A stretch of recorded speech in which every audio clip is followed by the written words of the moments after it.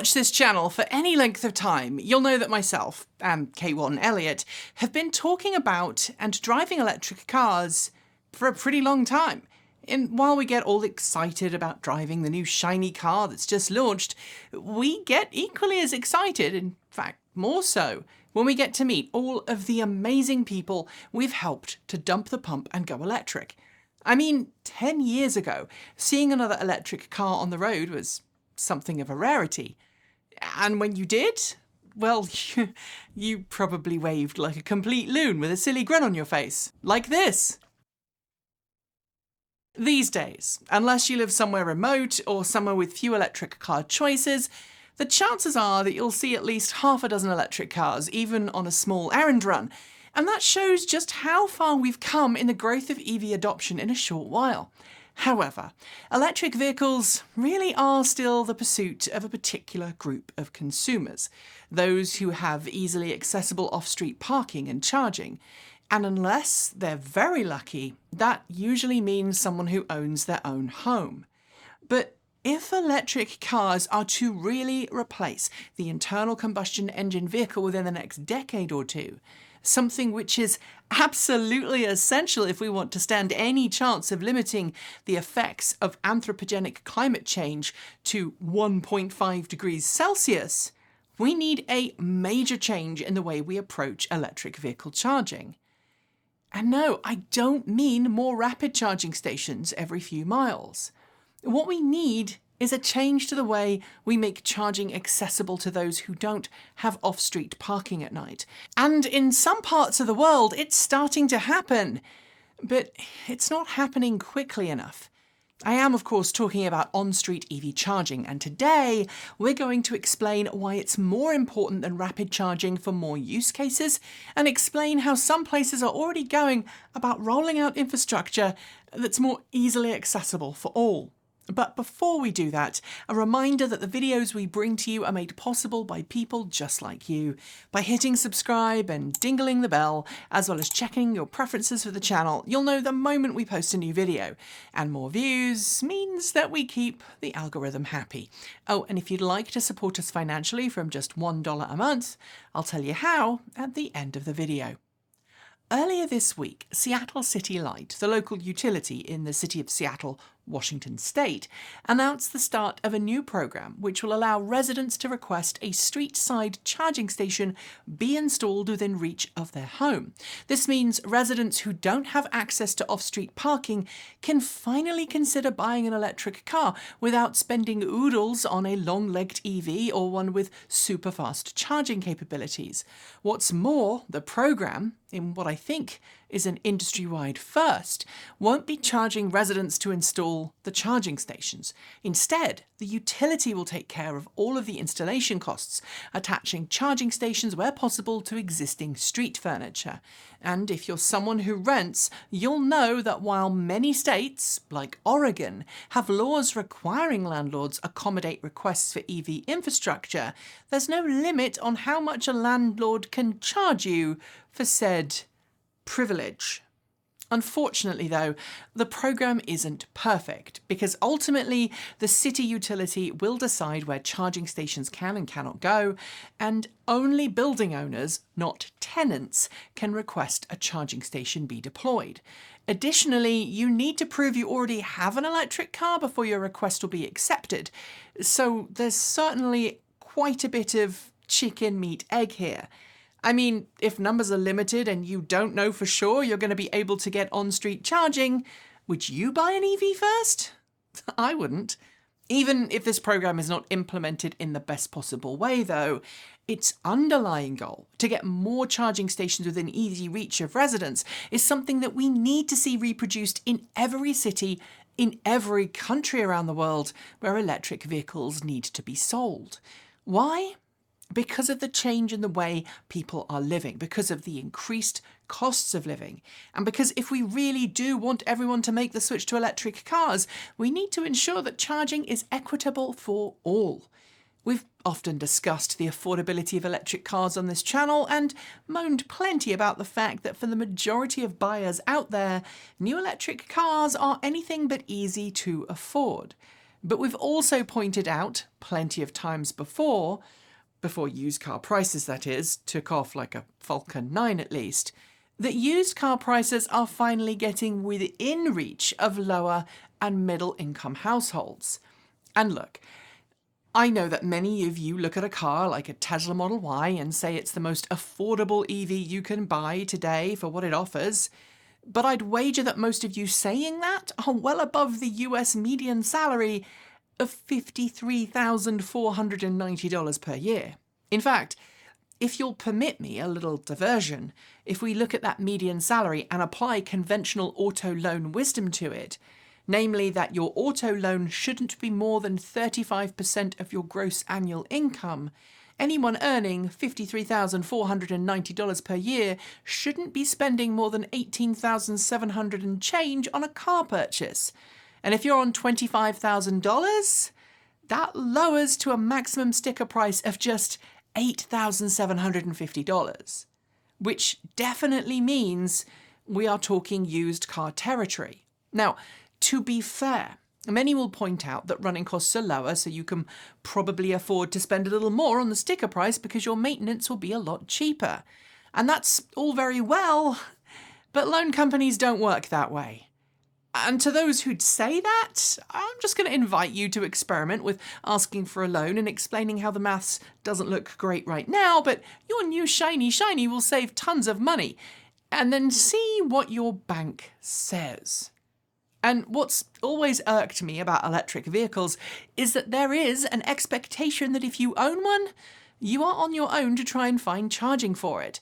That currently precludes a massive proportion of the population. In fact, a growing proportion of the world's population, in fact. See, why societal expectations may have once demanded that you find someone special, settle down, get married and raise a family, complete with 2-point-something kids, a big Labrador and the keys to your own home, that is quickly becoming harder to achieve. For those who grew up in the 50s and 60s, that expectation wasn't super hard to fulfill. And even for the last of Gen Xers, like me, home ownership is within reach if you are lucky enough. But those younger than I am, well, they have a cat in hell's chance. I know, in fact, of multiple millennials who are paying more per month to rent a 1,000 square foot apartment in a crappy part of town than I am paying in monthly mortgage costs for a 2,000 square foot home in the country. And in the 3 years I've lived in this house, the value of my home has gone up by 42%, while the apartment I rented before we purchased the house, its rent has gone up by 95%. The TLDR?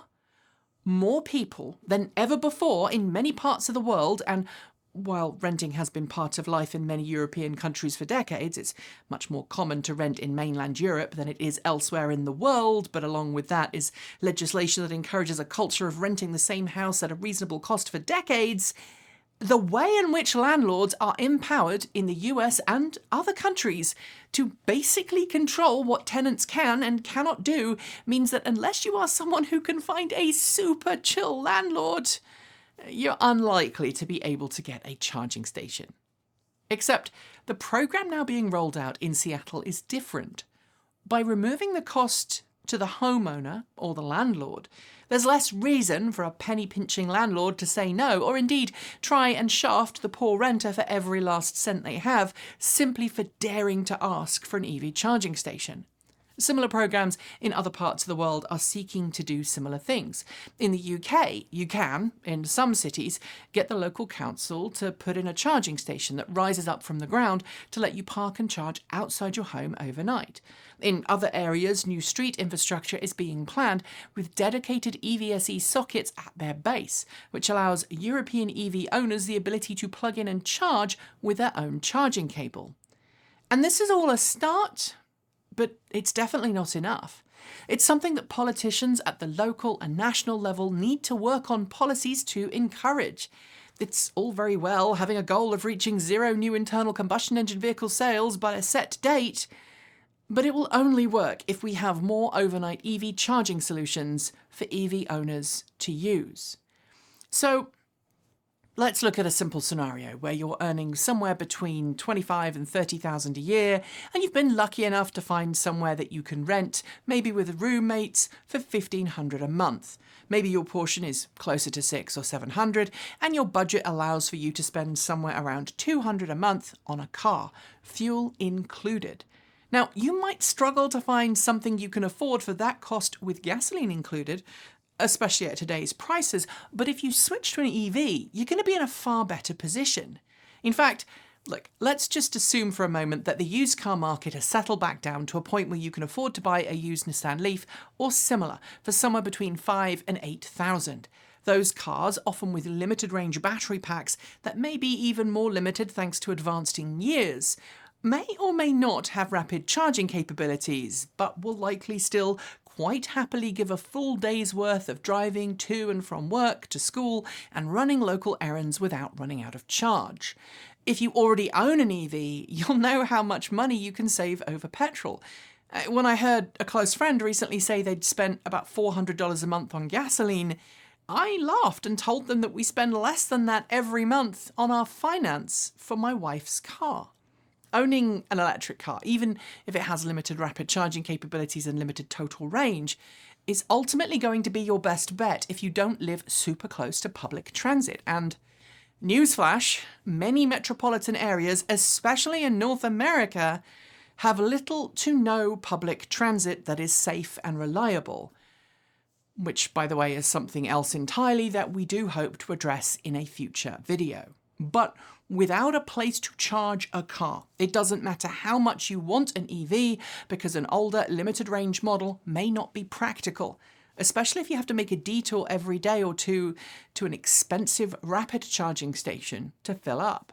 And don't even get me started on how little CHAdeMO cars are now being supported by most charging networks today. Stations are often offline, which is going to be a problem if two of the most affordable EVs on the used car market today, the Nissan Leaf and Mitsubishi i-MiEV, can't be charged overnight at a slower charging station. It's different for CCS cars, but most sites only have one CHAdeMO station. So what can we do now? Well, that's simple. You need to get active. You need to talk to your local legislators, your local utility, your local community, and advocate for on-street parking and charging solutions that are affordable and equitable for everyone.